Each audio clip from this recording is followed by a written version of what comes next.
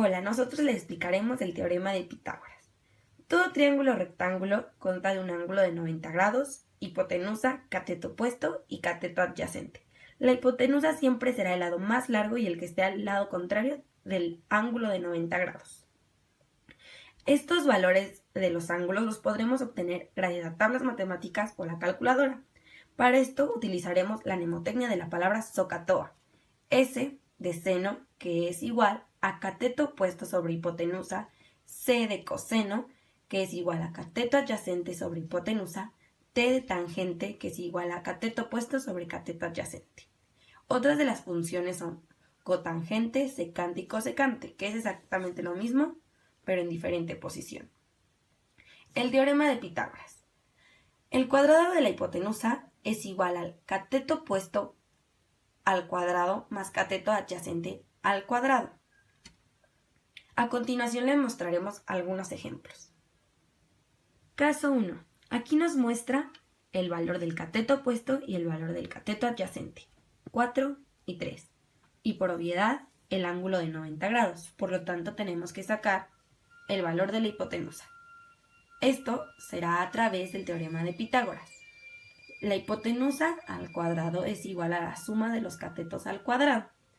Esto quiere decir que hipotenusa al cuadrado es igual a 3 al cuadrado más 4 al cuadrado, que es 9 y 16. 3 por 3, 9, 4 por 4, 16.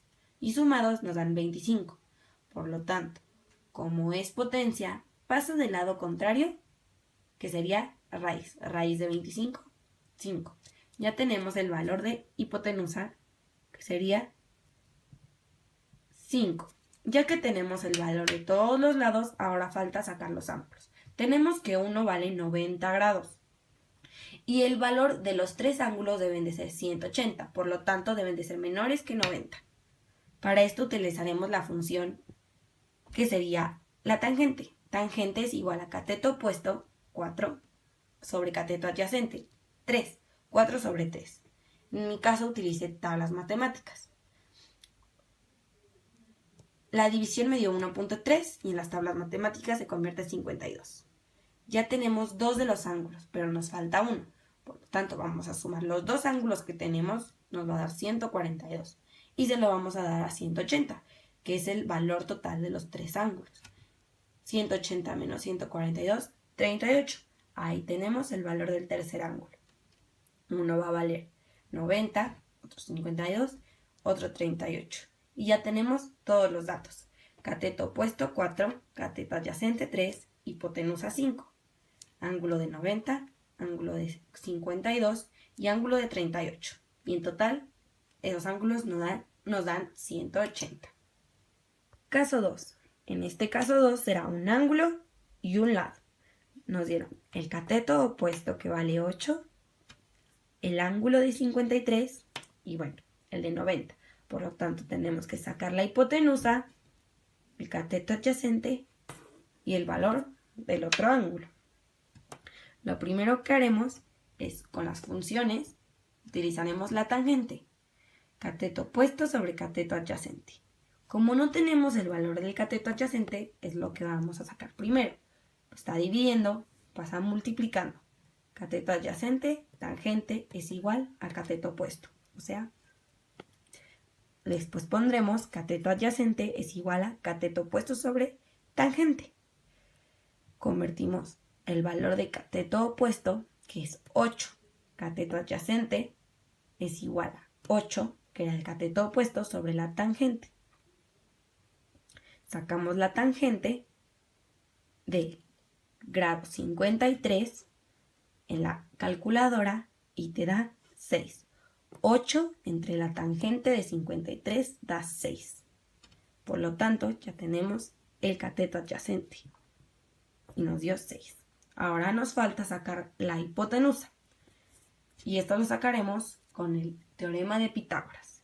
Y el teorema de Pitágoras dice: la hipotenusa al cuadrado es igual al cateto opuesto al cuadrado más cateto adyacente al cuadrado. Más fácil, la suma de los catetos al cuadrado. Hipotenusa al cuadrado, 8 por 8, 6 por 6. 8 por 8, 64, 6 por 6, 36.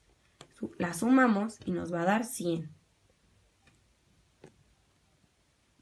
Hipotenusa al cuadrado es igual a 100. Como es potencia, lo contrario sería raíz. La raíz de 100 es 10. La hipotenusa tiene un valor de 10. Ya tenemos hipotenusa, cateto opuesto, cateto adyacente, ángulo de 90. Nos falta un ángulo.